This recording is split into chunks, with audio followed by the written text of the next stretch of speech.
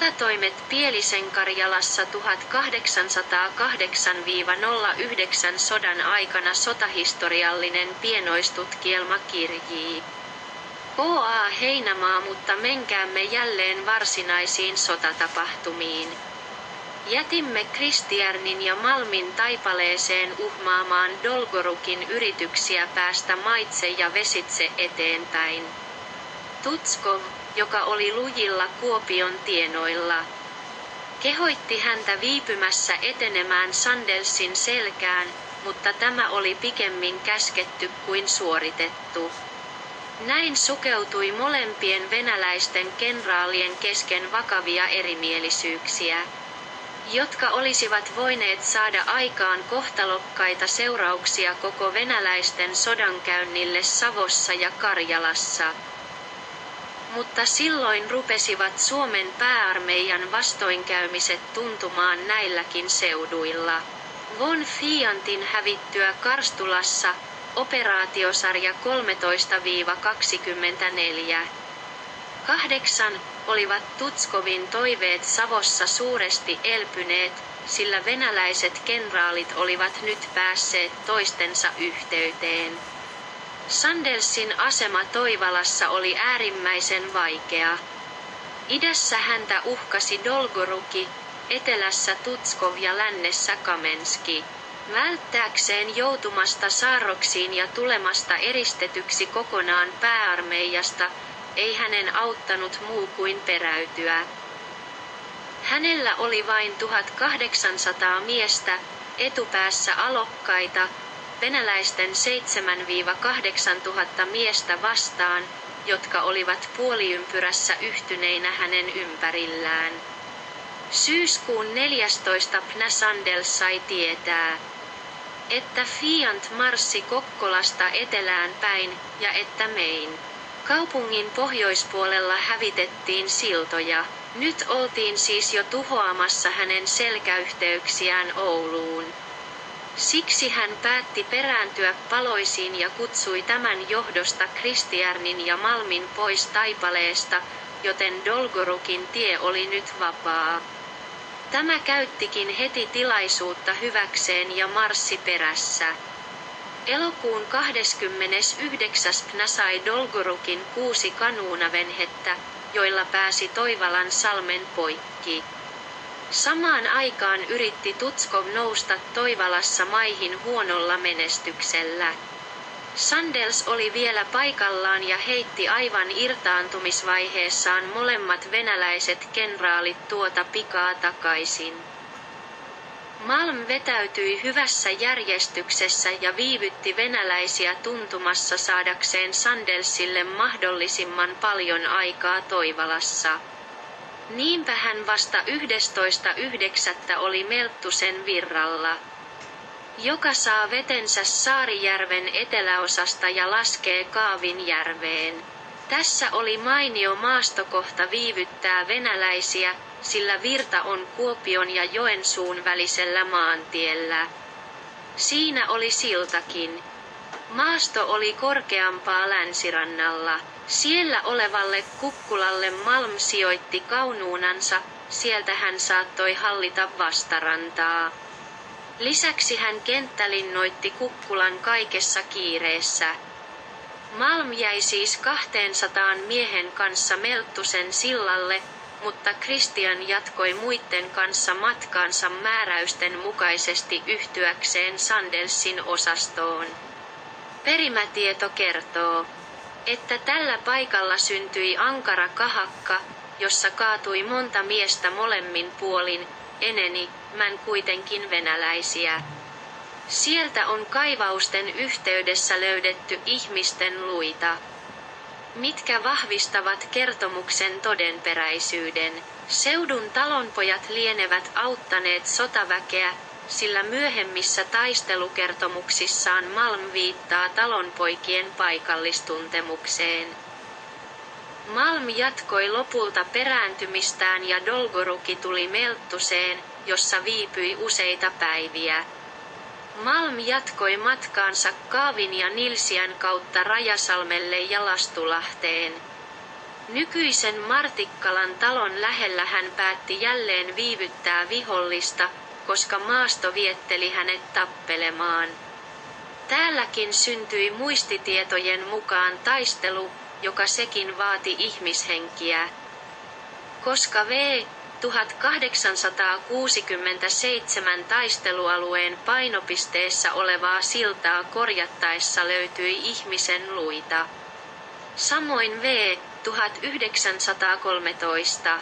Suusanallisista kertomuksista ei ole myöskään puutetta kansan keskuudessa. Myöskin Suomen sodan 100-vuotismuistoja vietettäessä mainitsivat paikalliset sanomalehdet Kahakasta. Vanha perimätieto kertoo, että Sandels olisi lähettänyt näille tienoille erään upseerin seuraamaan venäläisten puuhia, koska hänellä ei ollut sotamiehiä mukanaan. Kutsui hän koolle vähäisen määrän seudun talonpoikia ja lähti sitten nämä mukanaan yön pimeydessä tiedustelemaan venäläisten puuhia. Näin hän tuli aivan lähelle heidän leiriään, joka oli metsikössä lähellä Juankosken tehdasta, ja soitti mukanaan olleella puhallustorvella hyökkäysmerkin. Tämä sai kuulemma venäläiset suinpäin pakenemaan, sillä he luulivat Malmin olevan tulossa. Tämä tarina on mielestäni vähemmän uskottava. Sen sijaan ottelusta Martikkalan talon luona Vehkalahdella on niin paljon perimätietoja, että mieli rakentaa sinne jonkinmoisen kahakin. Myöskin VV 1867 ja 1913 löytyneet ihmisluut tukevat olettamusta. Melttusen virran ja Vehkalahden ottelut ovat jo maastojensakin puolesta voineet olla suurempia kuin Taipaleen taistelu, josta Malm irroittautui taktillisista syistä melko nopeasti. Sandels lähti aamulla 39. vapaaehtoisesti asemistaan Toivalassa, jota hän oli puolustanut 13 viikkoa valtavaa ylivoimaa vastaan. Hän kulki Alapitkän kautta Sihvonlahteen, jonka saavutti 30. Mukana oli seudun sinnikkäimpiä ja muitakin talonpoikia, jotka tahtoivat taistella loppuun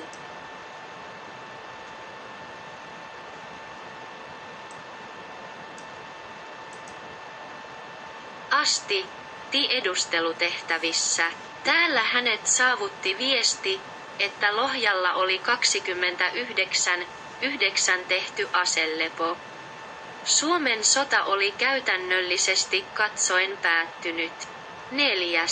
Venäläisten käyttäytyminen. Johtopäätöksiä. Sananen vielä venäläisten käyttäytymisestä Karjalassa 1808-09 sodan aikana.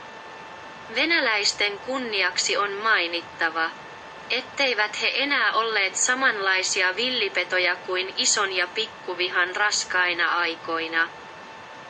He olivat saaneet tehtäväkseen lopullisesti vallata maan ja operaatiojoukoille oli annettu keisarin ehdoton kielto pidättäytyä kaikesta julmuudesta. Yleensä kohtelivat venäjäiset Karjalan väestöä paljon hellävaraisemmin kuin esimerkiksi pohjalaisia. Tietenkin sattui raakuuksiakin, joista kerrottakoon malliksi muutamia. Liperin iäkäs ja kunnioitettava kirkkoherra, rovasti Henrik Wintö, jonka epäiltiin olevan yhteydessä kansannousun kanssa, otettiin kiinni ja kasakat juoksuttivat häntä hevosten välissä Venäjän rajalle päin. Pälkijärvelle saakka hän saattoi seurata pyöveleitään, mutta sitten hän katoaa jäljettömiin. Häneltä jäi pieni tytär, joka hieman aikaisemmin oli menettänyt äitinsä. Tuupovaaralla leikattiin eräältä Heikki-nimiseltä mieheltä kieli pois, kun hän ei suostunut kasakoiden oppaaksi. Sitä ennen hänet oli suomittu solmuruoskilla miltei muodottomaksi lihamöhkäleeksi. Hän kuoli verenvuotoon. Ruumis heitettiin Lastujärveen. Joensuun kaupungin kohdalla oli v. 1808 ainoastaan Kruunun viljamakasiini, valtion viinanpolttimo, Karjalan jääkärien harjoituskenttä ja tuomari Martti Steniuksen omistama kartano. Viime mainitun venäläiset ryöstivät putipuhtaaksi ja kiusasivat talon naisväkeä. Kun yli 70-vuotias tuomari valitti venäläiselle päällystölle häntä kohdanneesta vääryydestä ja tahallisesta ilkivallasta, vietiin hänet vihollisen leiriin Mattisenlahteen ja heitettiin siellä vanhaan perunakuoppaan. Mutta hänen urhoollinen ja neuvokas puolisonsa Ulriika Charlata, O.S. Alopeus, pukeutui rahvaannaiseksi ja lähti uskollisen palvelijansa seuraamana vihollisen majapaikkaan ottamaan selville miehensä olinpaikkaa, tarjottuaan sotamiehille ruokatavaroita, jotka nämä nauraen ja maksamatta pistivät poskeensa. Hän saikin selville kuopan, jossa tuomari oli. Pimeän tultua hiipi peloton rouva paikalle ja vapautti miehensä, jonka jälkeen he yhdessä kiertoteitse riensivät rantaan, jossa oli vene kätkettynä. Mutta he kerkisivät vain vähän matkaa järvelle, kun venäläinen vartiomies huomasi heidät ja ampui veneen puhki, jolloin se alkoi pahasti vuotaa. Pakolaiset pääsivät kuitenkin uppoavassa veneessä pienelle saarelle, jossa heidän täytyi läpimärkinä, ilman tulta, kyyhötellä koko kolea syysyö. Kunnes aamulla muutamat kalastajat keksivät, pelastivat ja kätkivät heidät. Vihdoin tuomari uskalsi mennä kotiinsa. Mutta yöllisestä kylmyydestä ja muustakin järkytyksestä oli seurauksena ankara vilustuminen, joka sai 74-vuotiaan Steniuksen sairasvuoteelle, josta hän ei enää päässyt nousemaan. Tiaisen hajotettua joukkonsa riensivät ryöstelevät ja raiskailevat kasakkalaumat tuota pikaa Pielisjärvellekin pitäen seutuja hillittöminä temmellyskenttinään. Eräänä syysiltana oli muuan tuollainen holtiton joukko tullut Murtorannan taloja ryösteltyään ja asukkaita piinattuaan Västäräkin lahden pohjukkaan. Siitä on noin 3-4 kilometrin vesimatka vastakkaisella rannalla olevalle Ikolanniemelle, jonne kasakat halusivat mennä tihutöitään täydentämään. Lieksan kautta Mönninselän kiertäen olisi sinne kertynyt lähes 40 kilometriä, joten kasakoiden olisi pitänyt siinä ylittää Mahoselkä päästäkseen lähinnä näkyvään Kinahmon taloon. Perimätiedon mukaan oli kasakoilla ollut mukanaan niin paljon ryöstösaalista, ettei se ollut mahtunut rannalla olevaan veneeseen miehistä puhumattakaan. Silloin he olivat rakentaneet koplukan eli lautan. Sillä he sitten olivat ryhtyneet ylittämään järvenselkää päämääränään Kinahmonsalmi. Isolla Pielisellä oli kuitenkin käynyt siksi navakka tuuli, että heidän oli pitänyt luovata suojaan silloin vielä niemettömiin kasakkasaariin. Kun ilma ei ottanut asettuakseen, päättivät he yöpyä siellä.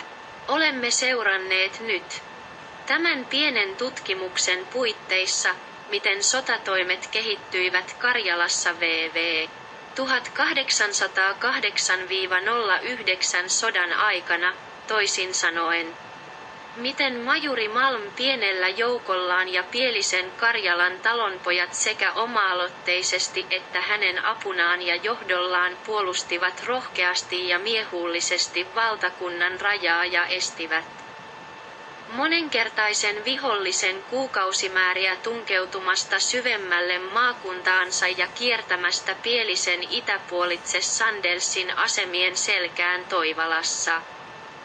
Edelleen havaitsemme, että tämänkaltainen toiminta ei ollut silloin mitään uutta Pielisen Karjalassa. vaan että se oli vain vuosisataisten perinteitten ja talonpoikaisjalkaväen aktiivisen toiminnan uljasta ja täysin määrätietoista jatkamista.